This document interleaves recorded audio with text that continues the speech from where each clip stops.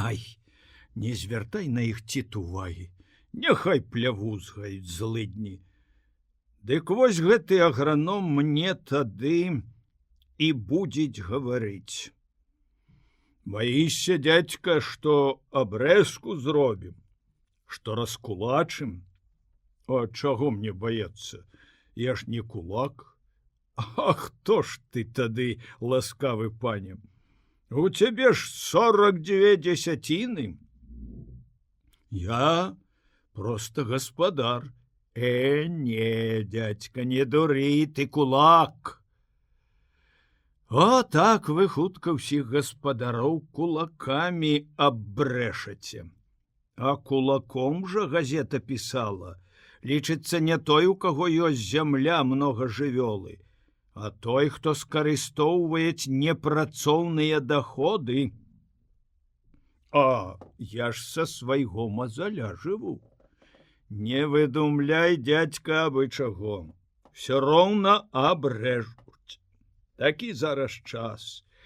А калі хочаш, каб цябе не чапалі, зрабі на сваіх дзесяцінах культурную гаспадарку.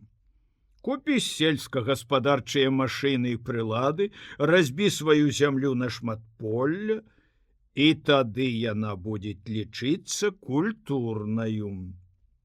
А сам ты станеш селянінам-культурнікам.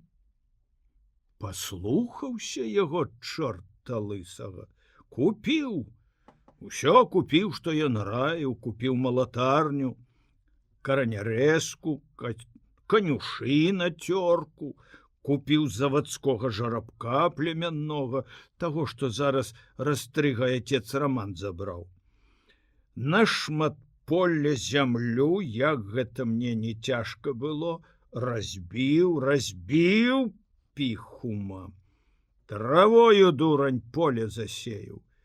І сяджу, радуюся, цяпер жа мяне не зачэпяць, у мяне ж культурная гаспадарка. Зачапілі піхума, абрэзалі. Хоць кажуць, што сельсавет не маюць права адбіраць зямлю, што гэта толькі суд можуць. Абрэзалі. 20 дзесяцін мне пакінулі, а астатнія на 5 гультаёў падзялілі. Казябу далі, другім такім казябам парасторкалі маю зямлю. А яны ж яе ўсё роўна спустошаць паганцы, сапсуюць, запусцяць, і нарадзіць у іх перастанець. Абразаюць паскуднікі, яшчэ здзекаваюцца. Он і каморнік таксама. Падрыхтуй мне слупкі, колікі. Што? Ён мяне абіраюць, рэжыць па-жывому, а я яму яшчэ колікі рыхтаваць буду. А каб ты адубеў, ніколі.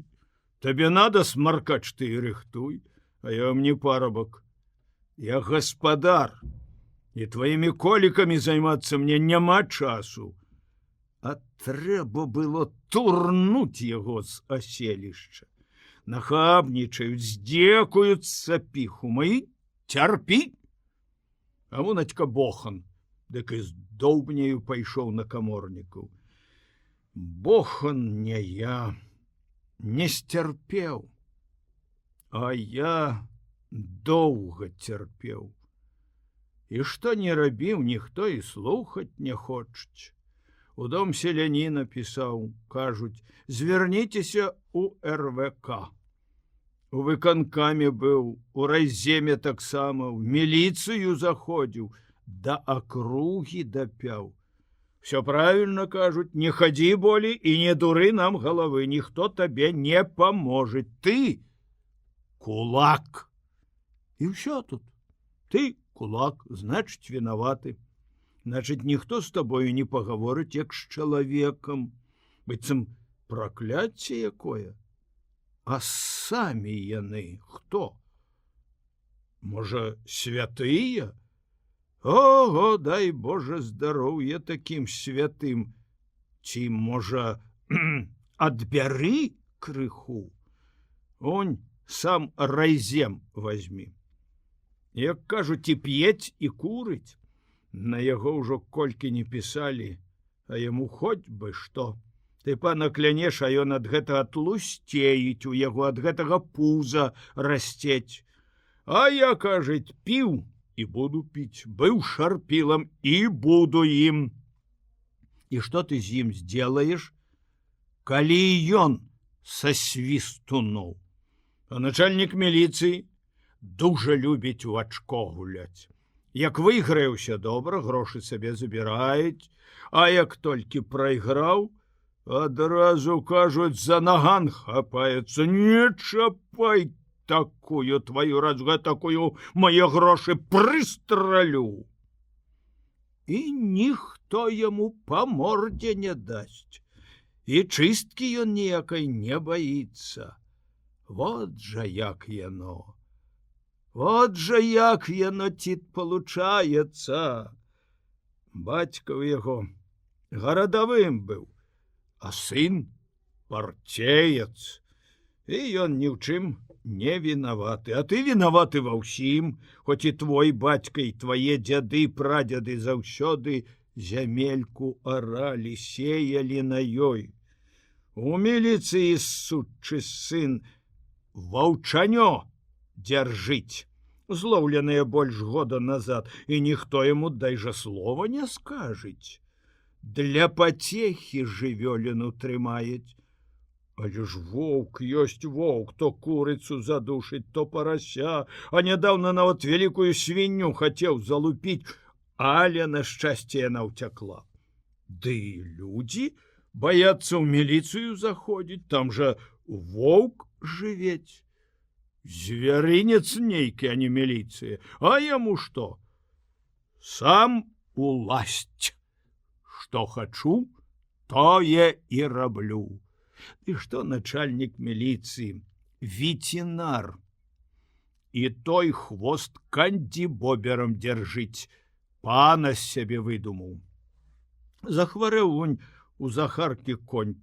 Пазычыў ён кабылу у саўкі і паспяшаўся па ветеринара. А той адмовіўся на санях ехаць, кажуць, а ты прыедь па мяне ў васку. А сам жа пень пнём, ні бэ, ні мэ, ні кукарэку. Унек мой конь захварэў на паляруш. Скрыпяць заднія ногі. Ён іх не паднімае, а цягнець па зямлі. Ды гэты конскі доктар прыехаў у Кросніцу, а што рабіць, піхума? Не знаець? А ён ужо, ці бачылі вы? Пан! А якога сябе начальніка ляснік корчыць? Слышь, ходзіць, як ураднік. Прыйшоў неяк да мяне і кажуць, слышь, я не хачу шукаць у цябе самарубу, хоць і ведаю, што каб пашукаў, то знайшоў бы. Прыйшлося гарэлкі яму паставіць. Так ён напіўся, а тады выпаў з мае хаты і давай страляць са свае дубальтоўкі. Убачыў на страсе ў бубчонка курыцу і па ёй бабахнуў. У курыцу, канечне, не папаў, тая зляцела, але вось клотча ад пыжа звалілася на страху і падпаліла хлеў. Пакуль агледзеліся, то і хлеў, і хата бубчонкавы згарэлі. І хто, вы думаеце, вінаваты? Ляснік. Дзе вы гэта бачылі? Ціт, піхума, вінаваты ціт. Ён жа напаіў лесніка. А што я? Сілай яму ў горла тую гарэлку ліў. Сам жа жлукціў, а вінаваты я, бо кулак. І хацеў спаліць хату бедняка, вояк. Адзін толькі разумны чалавек быў у нас. Старшыня сельсавета ранейш. Той заўсёды казаў, вы, Тит Александрович, не кулак, вы гаспадар. Бывала сустрэніць, пагамоніць, пра гаспадарку распытаецца. Разумны быў чалавек, несправядлівасці не любіў. Піянераў і камсамольцаў шпіёнамі зваў за тое, што на бацькоў сваіх даносяць. И что вы думаете? З'ели. Разумные люди козябам не надо. А теперь, Воночка, поставили дурня Сымона Поклада.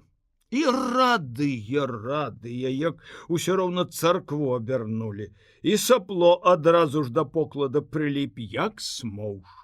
А той п'яніца. На сваім вяселлі напіўся, самагон насілі цэбрамі, што чуць адратавалі. З рота гарэлка сінім агнём выходзіла. Мужчыны ў рот нават яму лілі, каб аджывіць. Прыйшоў сельсавет і адразу 20 коп гонты ўкраў. Не бойся, Поклад дурань для іншых, толькі не для сябе. Ён сапраўдных кулакоў ад абрэзкі ўтойваў. За гарэлку, канечне, а заадно і мяне Поклад са Шрубянком есці ўзяліся з двух бакоў. За калашэнне бывала, як схопяць, толькі гыр-гыр-гыр-гыр, як сабакі тыя піхума. Дачуўся я, што сялянам, у каго сын у войску, ці то падатак змяншаюць, ці то батракоў дазваляюць трымаць. Я і напісаў заяву, і праўда адгукнуліся, зменшылі мне падатак. Як дазналіся пра гэта Поклад са Шрубянком, як падключылі казябу з Яўсцысяй, як пачалі ва ўсе бакі пісаць: ворашань, кулак, ён батракоў дзяржыць, а яму падатак змяншаюць. Як паднялі гвалт, аж на тым баку зямлі, мусіць, чуваць было. Адмянілі ранейшае сваё рашэнне, прыслалі мне пісульку. Кулацкая гаспадарка не вызваляецца ад індывідуальнага абкладання па той прычыне, што сын папаў у чырвоную армію. Калі будзе высветлена, што ён сын кулака, яго выключаць з арміі. І праўда. Егорка неўзабаве вярнуўся дадому. Вытурылі піхума з арміі. Дзякуй табе, Шрубянок, за гэту абразу. За ўсе гэтыя абразы я табе з Сібіры, памятай, смоўж, помсціць буду. Не дарую я табе, харлам, нічога. Запомні гэта добра. І таго не забудуся, як вы, галадранцы, з Любкі маёй здзекаваліся. Усіх дзяўчатак, дачок гэтых абібокаў на рабфакі пасылаюць. А моя Любка попрасілася. Адмовілі. Ты сюды і не суйся, ты кулацкая дачка. І нават у яселькі нашых дзетак не бяруць. Кулацкае адроддзе. Для добрых хлопцаў мянушкі нейкія дурныя прыдумляюць, абзываюць іх камсамольцы-падкулачнікі. Што і да чаго? Адным словам, гальцяпа, балбесы. Божа, дык што ж гэта за пракляцце такое надо мною вісіць? Што за кляймо нязводнае? Кулак. Няўжо не толькі мне, але і дзецям маім, унукам маім усё сваё жыццё з гэтым кляймом жыць? А я і сам хацеў, каб Любка з'ехала куды з кросніцы. Пасля таго, як з яе паздзекаваліся, зняславілі в Телешове. І зноў жа гэтыя Гультаевічы піхума. Як бацькі работаць не ўмеюць, так і дзяцей сваіх не прывучылі. Адна дурнота ў іх на ўме. Я даўно казаў сваёй, чаго ты да гэтай мархвы прыліпла, чаго ты з ёй камсамолкай дружыш. Яе ж і бацькі век з людзьмі не ўмелі ладзіць, ніколі чужою радасцю не парадаваліся. І дачка такая ж, дык жа не, ўсё роўна дружыць. І тая ў кросніцу, як не кожен дзень прыбягаюць, і моя да яе бегаюць. О, пайшла на каляды ў Телешова. і займела сабе спагуду. На ўсё жыццё займела. Казаў жа, не хадзі, пайшла няслушніца і вярнулася зняслаўленая. Пасля ігрышча Мархва начаваць да сябе Любку попрасіла. Бацькі калядуюць недзе ў другой вёсцы, а ёй страшна адной. А тая дурніцай згадзілася. Двое хлопцаў правялі іх да хаты, ў хату зайшлі. А тады Мархва недзе прапала. А тыя амбалы да яе прыставаць. Любка ў мяне дзеўка ёмкая, спрытная, уся па мне. Крыўду сябе дужа лёгка не дасць. Адбілася, выгнала гэта дурача, сама зашчапілася. Тады пачаў грукацца ў дзверы, прасіцца і лямантаваць малодшы Мархвін брат. Аказваецца, яна асталася не адна, а з гэтым саплюганам. Ну, як ты яго не пусціш, гаспадар жа? Пусціла, адшчапіла. А той нешта ходзіць па хаце, міскамі грыміць, чыгункі соўгаюць, ці то вячэраць збіраецца, ці то жджэць каго. А потым лямпу шкараць саплівай, як бы незнарок патушыў. Тады ў хату і тыя хлопцы ўбеглі, якіх Любка перад гэтым выгнала, а яны, аказваецца, ў сенцах стаялі. Любка кажуць, што не толькі тыя двое, а яшчэ больш паршыўцаў набілася ў хату. 4 ці ў 5 насільнічалі. Да яшчэ і той саплівы піянер памагаў. Галота гальцяпа!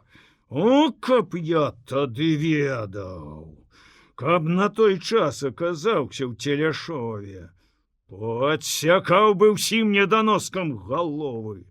Няхай бы потым судзілі, няхай бы і самога расстралялі. Такі здзек таксама цярпець не можна. Любка гаворыць, што ў той кампаніі і казябаў камсамолец быў. О, каму галаву прашчапіць не зашкодзіла, першаму. А бацька, кажуць, дачуўся пра гэта, ды яшчэ неўдаліца і пацяшаецца. А што тут такога? Ну, залупілі спадніцу на дзеўцы, ну і што? Хіба-то на ёй першай. А калі не славы баіцца, то няхай выходзіць за майго Ярмолу замуж. Ён не пагрэбуець, возьмець, не паглядзець, што сапсаваная.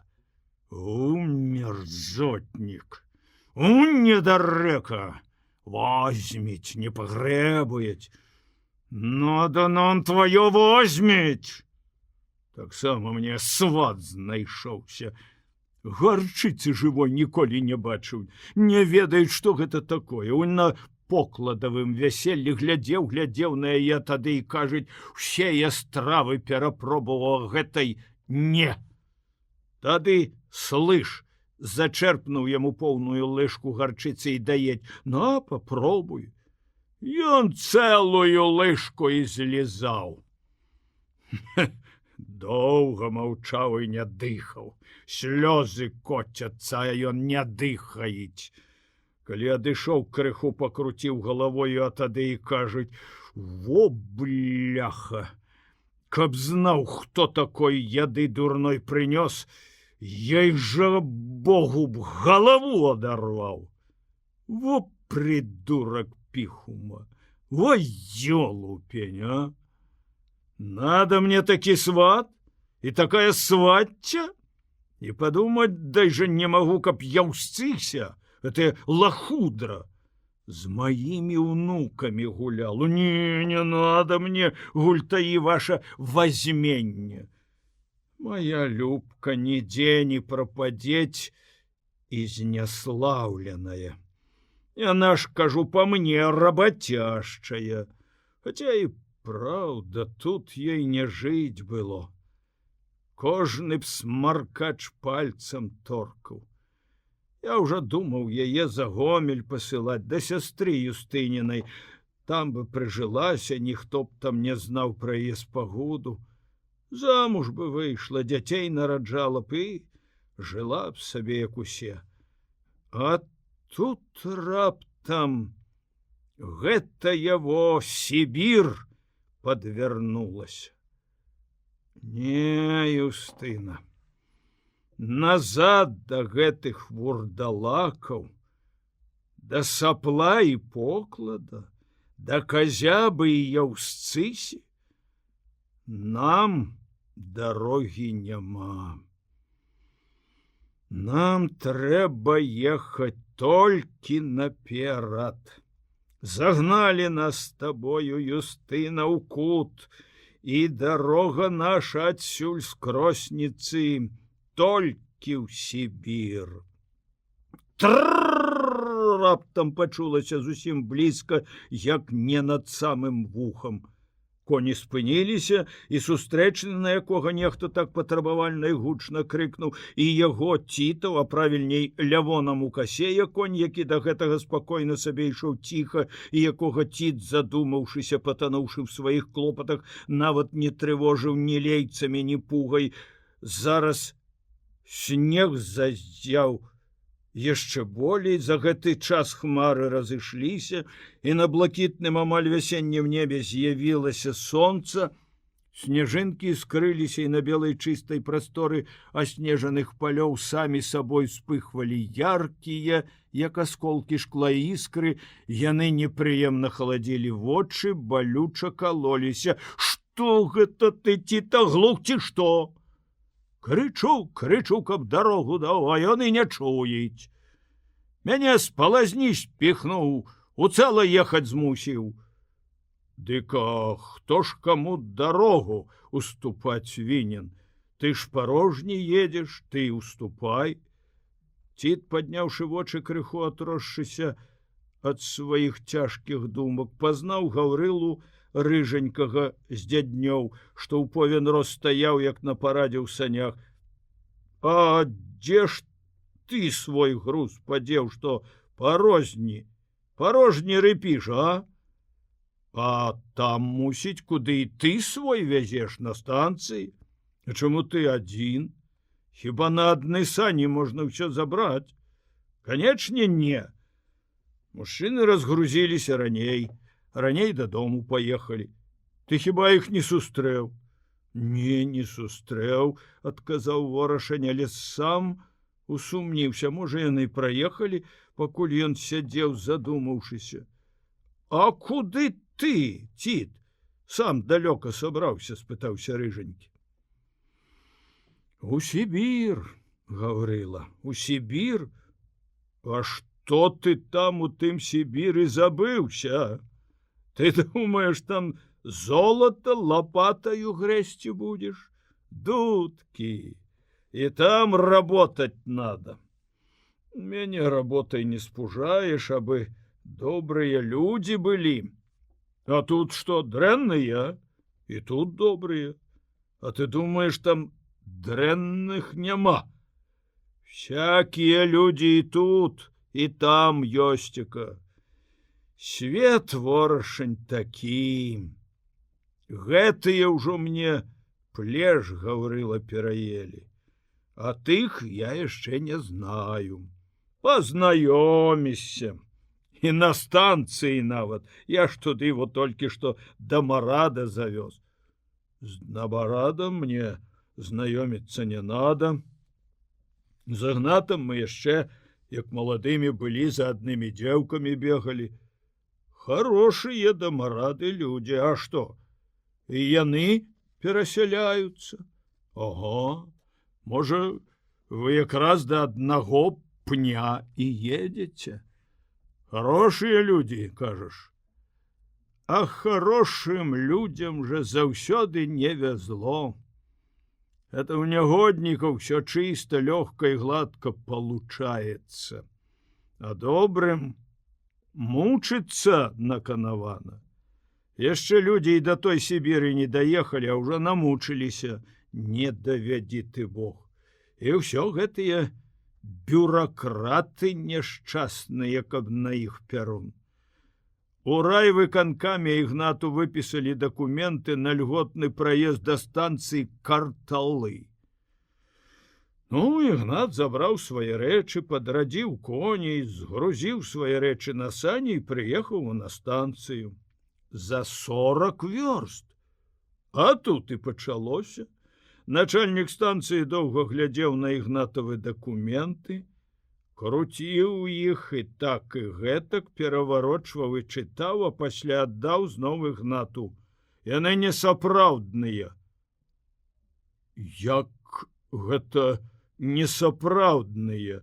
Мне ж іх у райвыканкаме далі.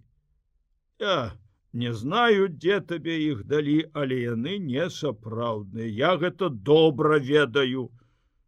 А чаму несапраўдныя? Таму што ў маім даведніку няма такой станцыі. Як гэта няма? Ды я ж толькі што там быў. Зямлю на сябе запісаў, а вы кажаце, што няма. Не дуры мне галавы, табе можна ехаць толькі да станцыі Гранук.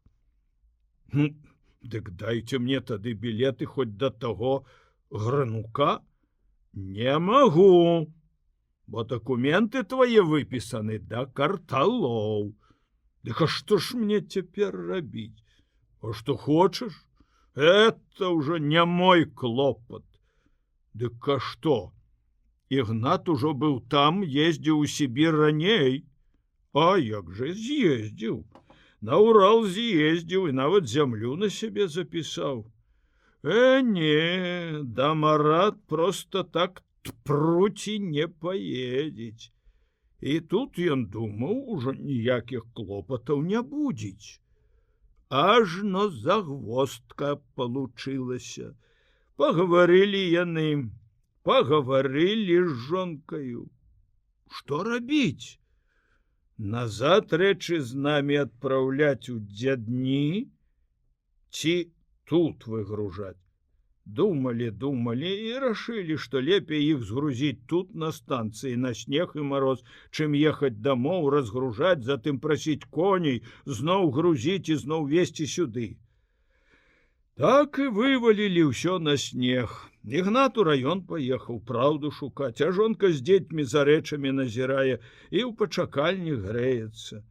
Ну, а я дадому прыпеў. Няхай ім добрым людзям шанцуець. Дарога ж яшчэ, якая далёкая. А ў дарозе ўсялякае бываюць.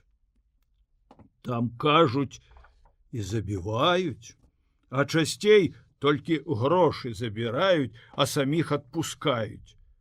У перасяленцаў жа грошай многа, ўсю гаспадарку, лічы, вязець у кашальку, і хату, і коня, і карову, ўсё з сабою. Рыжанькі, можа, яшчэ б доўга гаварыў, але конь, якому надакучыла стаяць па пуза ў снезе, аб'язджаючы ворашня, Гаврыла загнаў яго ў круты сумёт, сам скрануў сані і паціху, выбіраючыся са снегу, кіруючы на дарогу, пайшоў наперад. Але за першымі санямі ўжо стаялі, пад'ехаўшы, і другія, і трэція, усе, хто сядзеў на іх, моўчкі слухалі, пра што гавораць Ціт з Гаўрылам.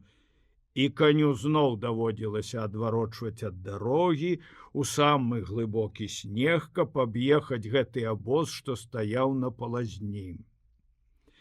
Ужо, калі конь, абмінуўшы сані, выбраўся на цвёрды снег дарогі, рыжанькі павярнуўся і спытаўся: «А ў якую ты вобласць едзеш?» «У Канскую акругу, Гаврыла, хачу». «А документы ў цябе ёсць?» Ёсцека документы». «Ну, тады шчаслівай дарогі. Калі добра будзець, напішы, можа, і я пасля да цябе прытарабаню». Нечакана раптоўна выкулілася з саней Юстына. Перад гэтым яна абачліва ссадзіла з каленяў сына і, грузнучы ў глыбокім снезе, раскаўзаным Гаўрылавым канём, пабегла ўслед за санямі рыжанькага. Ціт таксама злез з саней і, абыходзячы іх з другога боку, моўчкі пайшоў жонцы на перарэз. Ён не спяшаўся, ведаў, што па такім снезе дужа не ўцячэш, перастрэў жонку, без адзінага слова павярнуў яе зноў да сваіх саней. Юстына хоць і ўпіралася, але ўсё ж ішла. Зноў пасадзіў яе, зноў даў на рукі трахімку і сеў сам. Шмаргануў лейцамі, і конь, які таксама крыху застояўся, ахвотна, паслухмяна пайшоў па дарозе, асабліва, праўда, не разганяючыся. Ды і ціт не падганяў яго, нават і не браў у рукі пугі. Няхай сабе ідзе, як яму хочацца. Ладную палову дарогі яны праехалі ўжо, а да вечара яшчэ далёка. Паспеюць з козамі на торг. Сустрэча з рыжанькім таксама расхвалявала і ціта. Ворашань паклаў на сена лейцы, памацаў рукою кішэнь, знарок прышытую да нацельнай сарочкі, каб было куды хаваць у небяспечнай дарозе грошы. Яна была тоўстай, без прывычкі крыху замінала.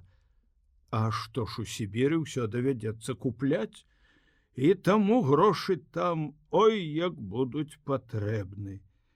Дастаў з-за пазухі паперы, загорнутыя хусцінку, все гэтыя дазволы на перасяленне і іншыя даведкі разгортваць не стаў, ведаючы, што ў яго ўсё ў парадку, і зноў паклаў іх туды, дзе ўзяў.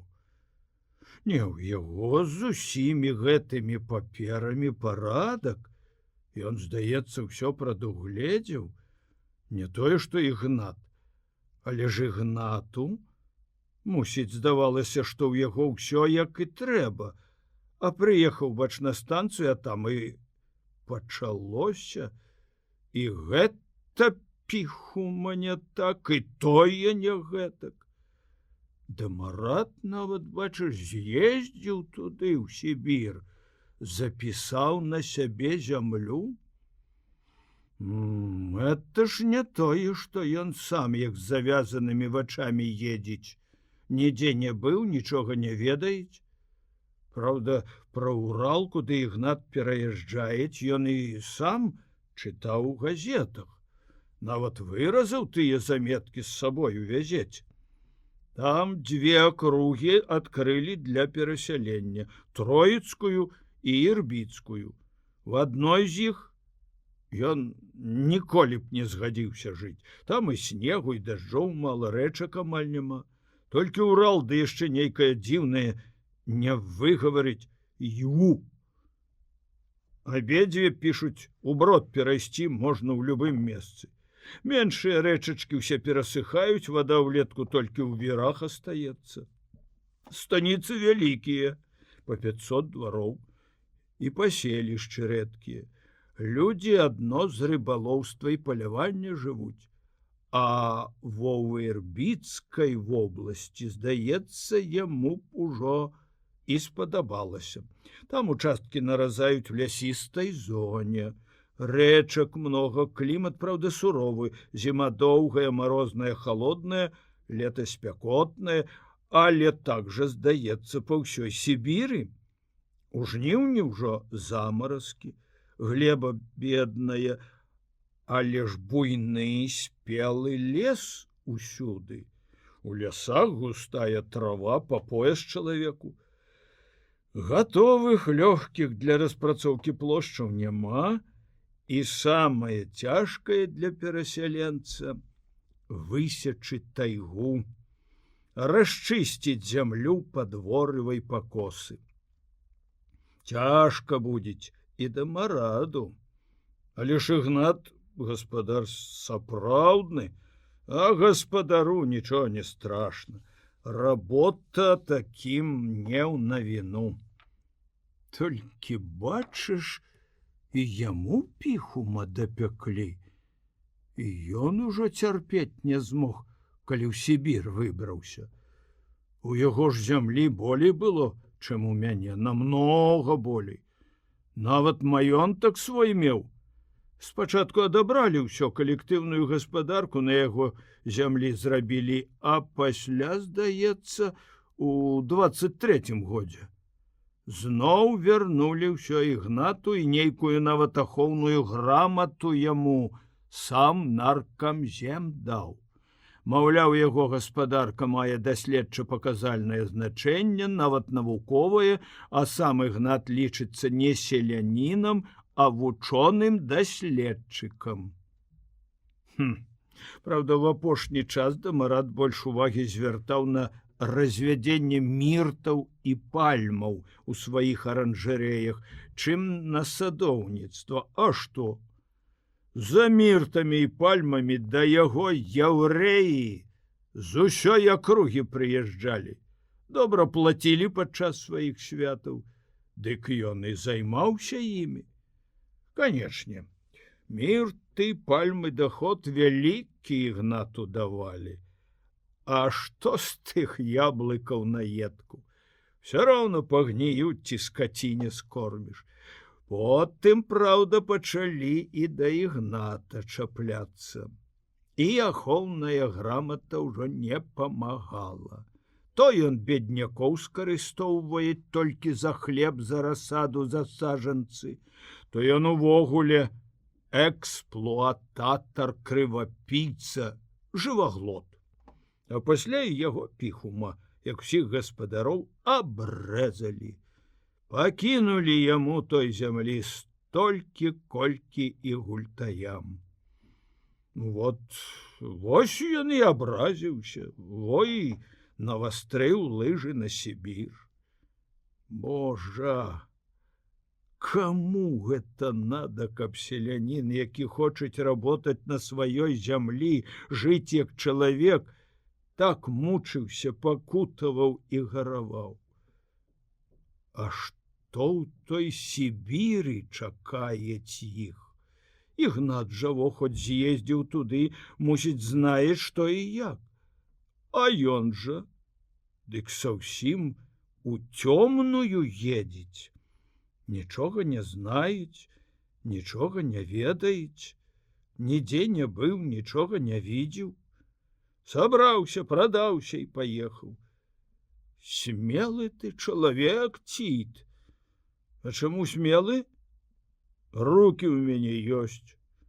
Работаць я ўмею, ленавацца там не будзець калі. Не бойся, піхума, будзем жыць, Тит, і там, у Сібіры. Хоць пасля сустрэчы з Гаврылам Рыжанькім, які расказаў пра Ігнатавы няшчасці, яму нібыта зрабілася крыху халадней, і неяк ужо зябчэй зараз думалася пра Сібір. А станцыі, куды яны ехалі, Тит нават і пабойваўся. Раптам і ў яго паперах начальнікі знойдуць нейкія хібы. І яму, як Ігнату, давядзецца мітусіцца і шукаць выйсця. Ды хіба толькі адной станцыі ён баяўся? А дарога? Орашень баяўся і дарогі. Ён жа унь колькі грошай вязець з сабою. Раней не бачыў столькі, а тут цэлы жмут. Украдзі іх толькі. І ён самы бедны чалавек у свеце. Да не самы бедны. Ён будзе проста ніхто. Яму тады астанецца адно. Шукаць які-небудзь моцны кедравы сук і чапляць на яго вяроўку. І Юстыне, і дзецям таксама. А колькі ён чуў, абкрадаюць перасяленцаў, грошы забіраюць, а дакументы, а білеты на праезд піхума кідаюць у спецыяльныя скрыначкі. А іх, кажуць, там па ўсёй Сібіры на кожнай станцыі вывешваюць. А калі вывешваюць многа, значыць, і крадуць многа. А дзе ты іх, тых злодзеяў той Сібіры паловіш? Шугай ветру ў полі, а злодзеяў тайзе. А многа гаспадароў пераязджаюць, родную зямельку навек пакідаюць. Ой, многа. У наркамземах парог абіваюць, пісьмы пішуць, дазвол на перасяленне выпрошваюць. А куды едуць? А навошта? Это ж надо піхума так давесці чалавека, каб яму родная зямліца такою нялюбаю стала. Чытаў я ў газеце, што кожны год з Беларусі ў Сібір будзе выязджаць каля 10 000 чалавек. Не, гэта, канешне, гаспадары едуць, тыя, хто на свае сілы спадзяецца, хто работаць умеюць. Не, казябы ды шрубянкі, канешне, туды не паедуць. Казябам і покладам там няма чаго рабіць, а ўсяго, пісалі, задумана ў Сібір перасяліць больш за 500 000 беларусаў. Пачакай, а хто ж тады тут астанецца? Дык жа ўсе, хто ўмеюць з зямлёю гаварыць, павыедуць. А хто ж у нашых кросніцах астанецца? Адны гэтыя свістуны, адны гэтыя гультаі, адны гэтыя лежабокі. Дык па іх жа піхума неўзабаве ўся зямля крапівою і быльнягом зарасцець. А табе, Тит, якое дело до таго, зарасцець яна ці не зарасцець? Ты паехаў, і з табой усё паехала, і зараз тваё ўжо дело маленькае. Яны астануцца, яны няхай думаюць, што ім са сваім полем рабіць. Не, Тит, няма ўжо табе як вяртацца назад. Сцябай во коня, ды думай, каб і на станцыі ў дарозе ў цябе ўсё было добра, ды ў самой Сібіры таксама. Ты ж едзеш не на гатовае. Табе і там адразу шукаць давядзецца, дзе сваю галаву прысланіць. Там, кажуць, ужо хадакі ўсю зямлю лепшую разабралі, на сябе пазапісалі. Адна тайга засталася, і то горшая. Бліжэйшыя да дарог і землі і тайга ўжо занятыя. Засталіся найбольш цяжкія для засялення ўчасткі. Недзе ў паўночнай тайзе, таму і пазыку тым, хто ездзіць на гэтыя ўчасткі, большую даюць, да 400 на душу плоцяць. Нічога, Тит, не бойся, рукі ў цябе ёсць, тапор знойдзецца, а астатняе падчассе прыкладзецца. Усё будзець. Ты ж ведаў, калі толькі збіраўся ехаць, што расчыстка тайгі, работа, канешне ж, нялёгкая. Але ж ты, піхума, кедраў і лісцвеніц тых не баішся? Канечне, трэба было папярэдне самому з'ездзіць, усё нагледзець, зямлю на сябе запісаць. Тым болей, што гэта абышлося б не так і дорага. Дзяржава ж даець хадакам ільготны праезд, за трэць платы можна катацца па Сібіры ў вагоне 3-го класа. Мулка, але нічога, седаўку б дужа не намуляў. Затое б сам усё паглядзеў, рукамі памацаў. Зямлю ж папярэдне трэба было б вывучыць, каб пасля, распрадаўшыся, не вяртацца на бацькаўшчыну. Паехаў бы, пабываў бы ў канторах загадчыкаў, якія размяркоўваюць перасяленцаў. Яны прасказалі пра вольныя ўчасткі, ці ёсць на іх рэчка, ці ёсць лес, як туды ісці ці ехаць, дзе ўзяць правадніка. Да і там ужо на месцы сам бы на свае вочы пабачыў зямлю, з людзьмі пагаварыў.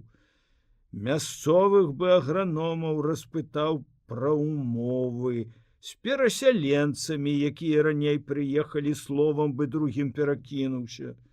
Пра цэны б даведаўся, што трэба браць з сабою, а што можна купіць і на месцы, знаў бы, залічыў бы зямлю за сабою, а тады бы паехаў дамоў рыхтавацца да перасялення. Але ж і хадакі бываюць, не ведаюць, дзе ёсць вольныя землі. Блытаюцца па тайзе, па ўсёй Сібіры, марна грошы трацяць, ды і вяртаюцца адтуль, так нічога і не знайшоўшы жабракамі. Можа, трэба было б да якой групы прыстаць? Так жа таксама робяць, у каго няма столькі грошай, каб паехаць самому ў Сібір зямлю выбіраць, тыя складаюцца некалькі сем'яў і пасылаюць аднаго хадака, а той на ўсю зямлю, якая спадабалася, і запісваюць. Праўда, не ён запісваюць, а загадчык засялення пазначаюць, што ўчастак заняты, ён будзе захоўвацца за даручыцелем цэлы год. За гэты час надо пераехаць і абжыць тайгу, а то на каго другога запішуць. Канешне, но, можа, і нядрэнна было б адразу знаць, куды едзеш. Але ён не хочуць даручаць гэта хадакам. Всё хочуць сам зрабіць. А то вунь у Ліхінічах даверылі чалавеку, грошы яму сабралі. Той, праўда, і паехаў. Бандыт, рабаўнік, злодзей, а паехаў. Хто ж не ведаў сціблу рыштанта? Все ведалі. Столькі чалавек у турмах адседзеў, аж на табе. Змог усё-ткі пераканаць столькі людзей, што ён іх зробіць шчаслівымі. Для гэтага, маўляў, надо толькі яго ў Сібір паслаць як упаўнаважанага, са спраўкаю. Ён там зямлі ім панахапаіць, усім хопіць, дай жа астанецца. Поверылі, паслалі. Неўзабаве ён вярнуўся адтуль і, праўда, ўсё зрабіў чын-чынам. Нават дакументы прывёз на тое, што ў іркуцкай акрузе ён залічыў для тых, хто яго пасылаў, зямлю аж на 200 душавых доляў. Зямлі ў Сібіры много. Прадавайцеся, кажуць, мне давайце яшчэ 5000, дык я паеду зноў замацую тую зямлю, карчаваць пачну і вас буду ждаць. Ды гэта ж здорава і зручна, як зірніце, а? Прыехаў, а там ужо цябе свой чалавек чакаюць. Зямлю запісаў, колікамі яе абабіў, і сам піхума стаіць між колікамі і чакаюць. Вось вам і сцібла, вот вам і рыштант. Некаторыя і праўда і пачалі прадаваць ужо сваю маёмасць, каб сціблу 5000 сабраць на замацаванне. Але тут выявілася нечакана, што ўсе дакументы, якія рыштант быццам бы прывёз з Сібіры, падложныя. Не, сцібла, ёсць сцібла. Яго ты голую рукою не возьмеш. Аказваецца, ён і ў Сібіры той не быў. І зямлі ніякай не запісаў. Паехаў у акругу, ды і піў там цэлы месяц. А што? Грошай жыў. У яго поўныя кішэні. Ды ён і зараз, моначка, гарэлку п'е. А людзі плачуць. Расстраляць яго мярзотніка патрабуюць. Ці зноў турму хоць забраць. А ён толькі выскаляецца. А што? Я ў вас краў тыя грошы. З рук выхопліваў, з кішэняў выцягваў. Вы ж мне самі іх на далонь паклалі. Выпі за наше здароўе, Трахімавіч. Дык ён і п'ець. А людзі плачуць. Не, з гэтымі хадакамі таксама піхума горай клопату не абярэшся. Даеду да Чалябінска, там ёсць рэгістрацыйны пункт. І там падкажуць, дзе вольную зямлю шукаць. Адтуль і Канск свой хутчэй знайду. Пішуць адтуль, што хто даехаў, што там хорошо, і не цесна, і зямля добрая, і тайга не дужа страшная. Добра было б, каб там зямлі яшчэ і мне хапіла. А тады ўжо няхай бы закрывалі засяленне. А чаго табе туды так заманулася, а? Можа, дзе і лепей ёсць, чым у Канску, ды не ведаеш? Ну і што адтуль пішуць, што там добра? Да рэвалюцыі ў нас было 2 сенакасілкі, а зараз 15. А многа гэта ці мала? Я не ведаю. А ці хапаеце іх падчас сенакосу? Ніхто табе ці такога не патлумачыць. Много дурноты ў нашым райвыканкаме ёсць. Ой, много. Ніхто нічога не знае, ніхто ні пра што не думаюць. Едзь і ўсё, як сам знаеш, куды сам хочаш. А ёй жа, кажуць, нейкія спецыяльныя маршруты для перасяленцаў. І пра іх павінны ведаць у зямельным аддзеле. А то так бывает, накрутять у райвыканкаме, что люди лишний месяц блытаются ў дарозе. З Сібіры ўжо нават пишут: спыніце бузу, не посылайте людей в зачыненыя раёны. А яны ўсё роўна посылаюць. І зямлі ўжо вольнай няма, яны ўсё людзей туды піхаюць. Мусіць, каб знарок гаравалі. Мусіць, гэта планавыя здзекі над перасяленцамі. І хоць бы хто стрымаў, абнадзею, спытаўся: куды ты едзеш? Чаго? Свая ж зямля ў цябе ёсць хорошая, работая, мы табе паможам. Дык не, умнікі не скажуць піхума такога, ад іх не дажджэшся спагады. Дробязныя людзі. І па-дробязнаму помсцяць нават. Саўка Церах яшчэ ў студзені падаў у земчастку заяву з просьбаю выдаць яму пасведчанне на льготны правоз перасяленцкага грузу да Тарскай акругі. Ён таксама з гультаямі не сышоўся.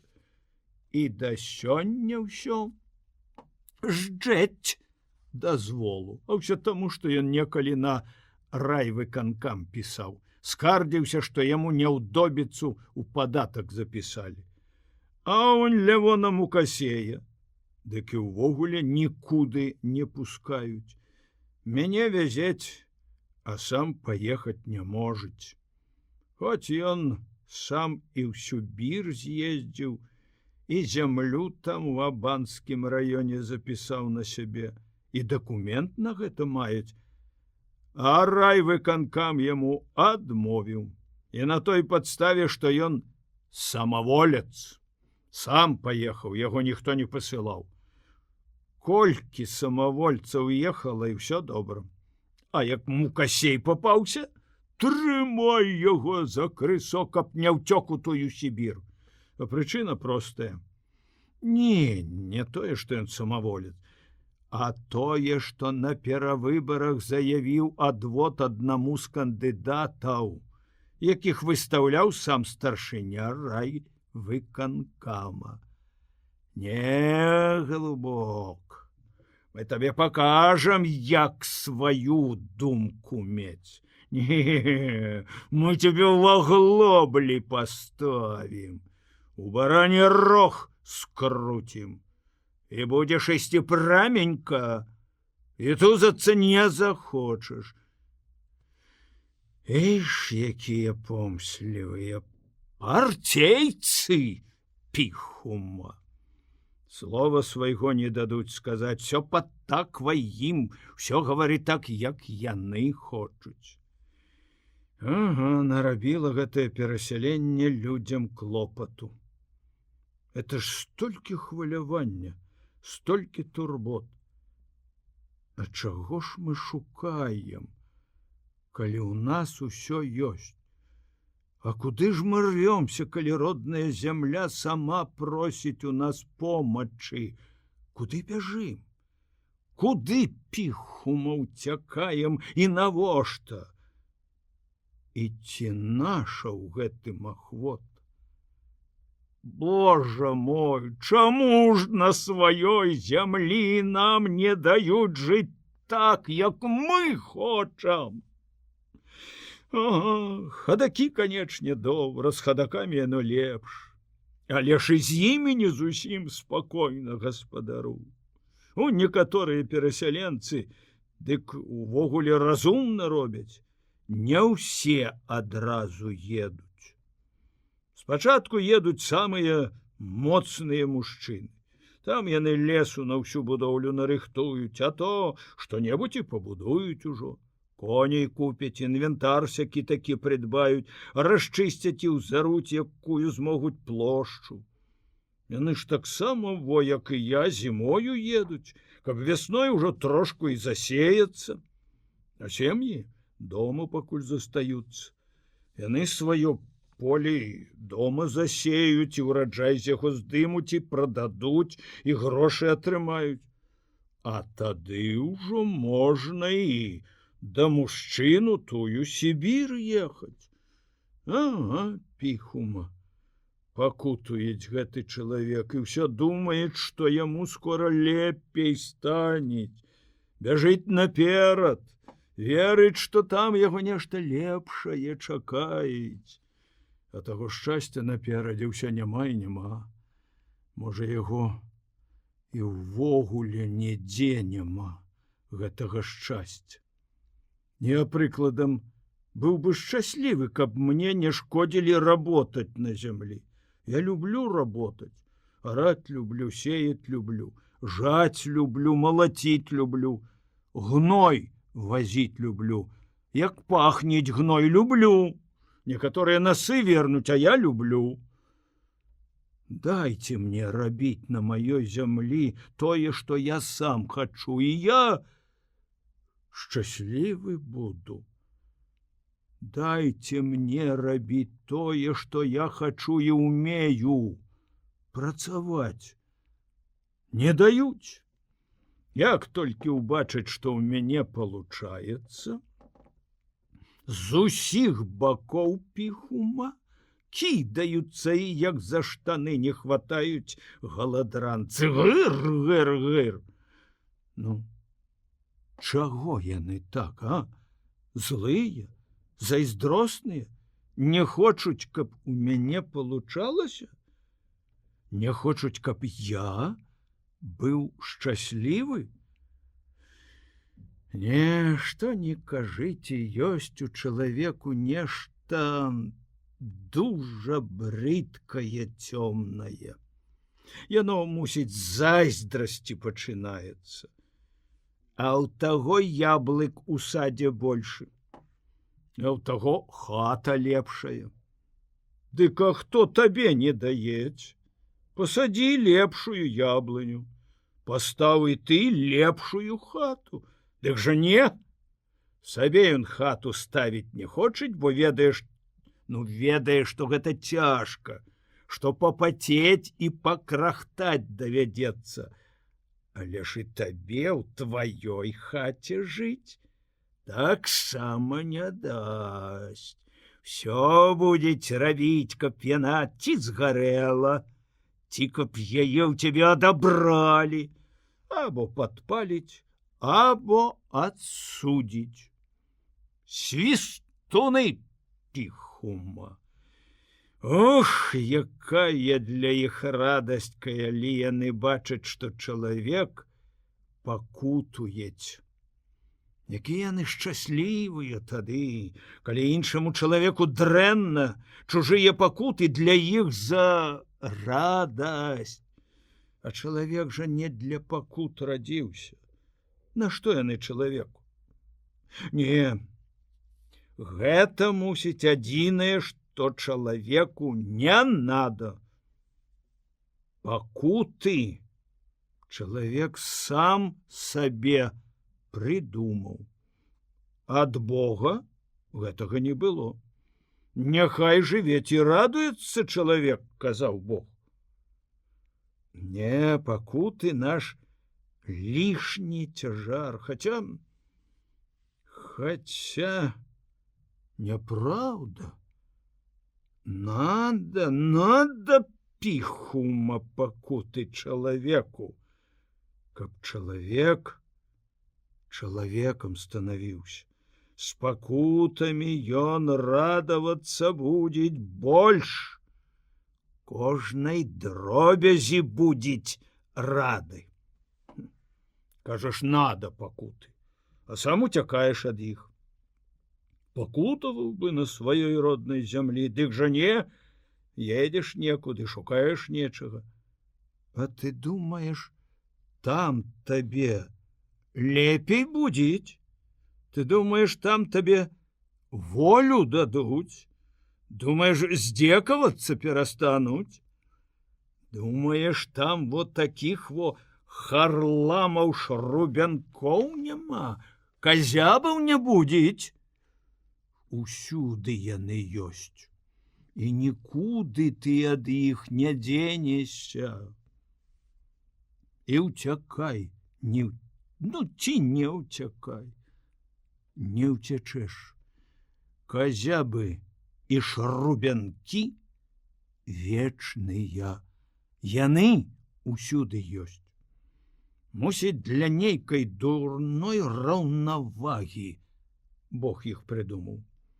Калі ёсць хорошыя людзі, то павінна ж і гэта мерзота быць.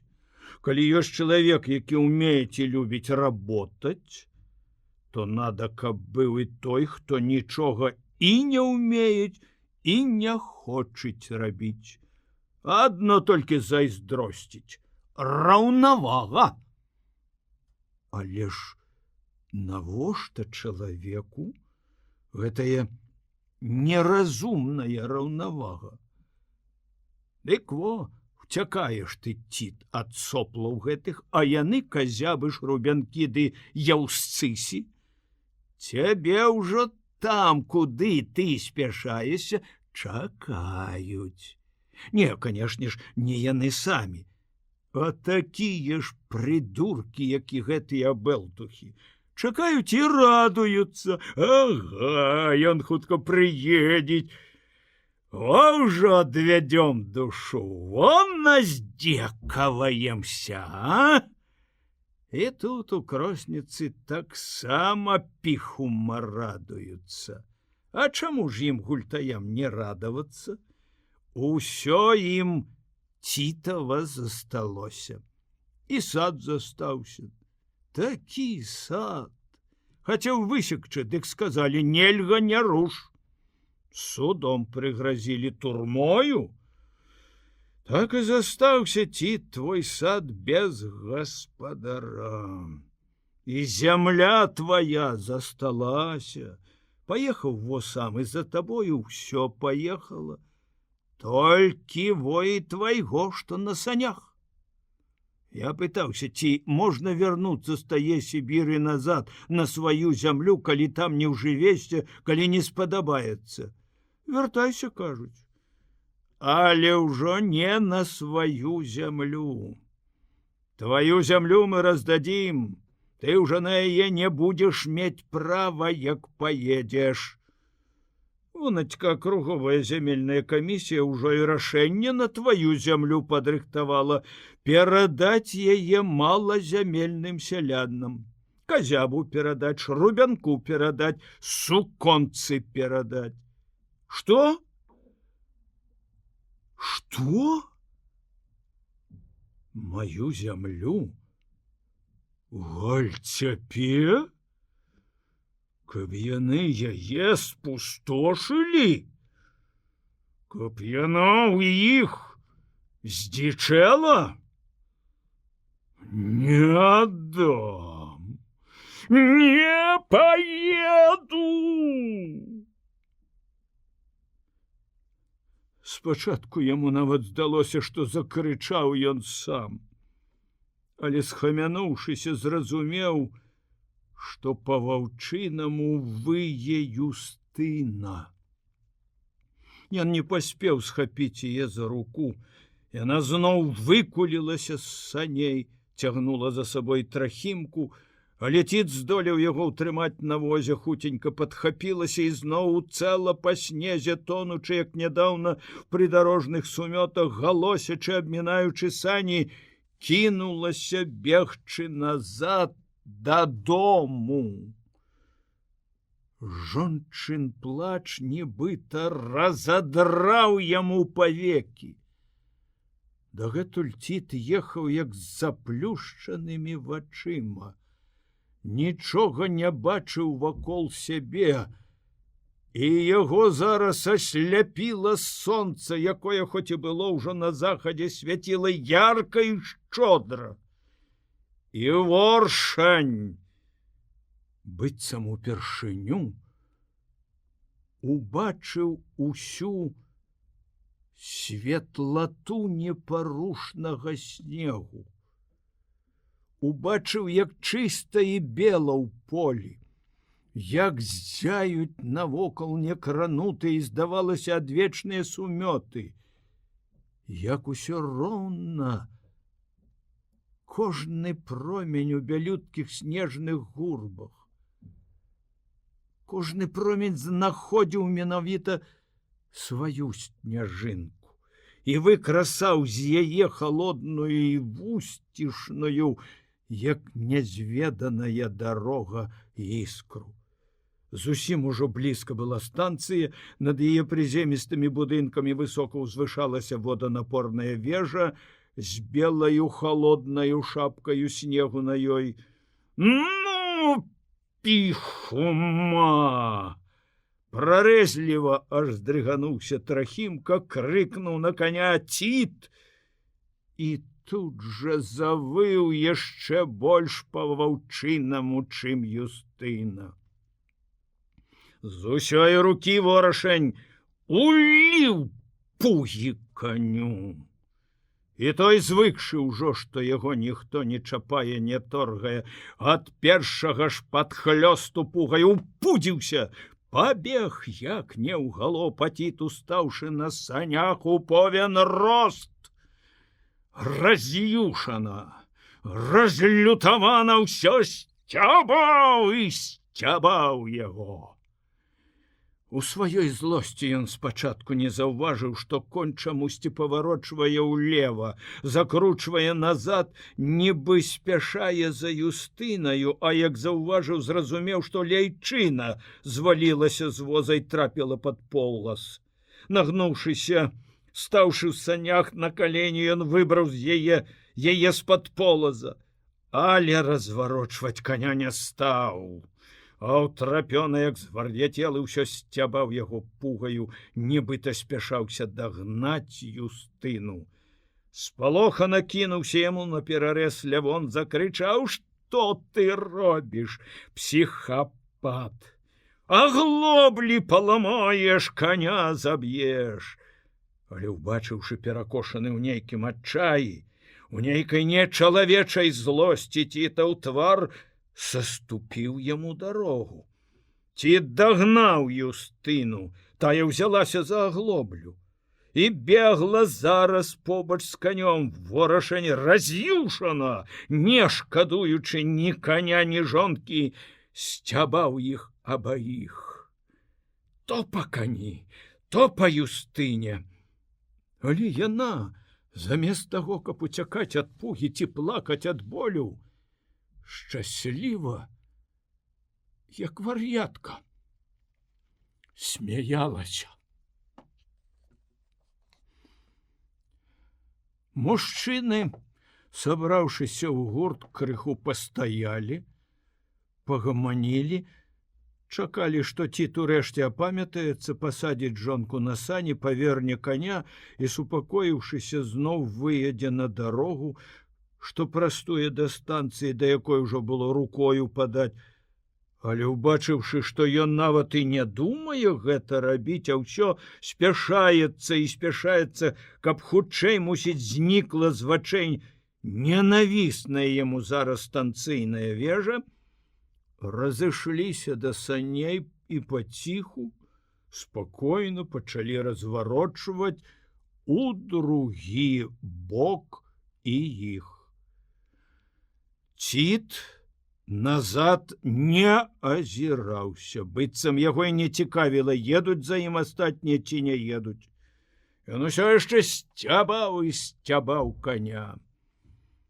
Ён ведаў, што дома яму будзе яшчэ цяжэй і невыносней жыць, чым у той невядомай Сібіры. Але ўсё ж так і не развярнуў саней. Конь бег з усіх ног, і Юстына, трымаючыся за аглоблю, спатыкаючыся, але не адстаючы, бегла побач з ім, і ўсё яшчэ шчаслівая смяялася. Калі б хто-небудзь незнаёмы убачыў яе, вось зараз мог бы падумаць, што жанчына звар'яцела. Яе сцябаюць пугаю, а яна смяецца. Калі б хто-небудзь мог убачыць зараз зблізку і Ціта, заўважыў бы, што ў яго вачах стаялі слёзы. Ворашань замест таго, каб радавацца, да мужа вяртаецца, плакаў.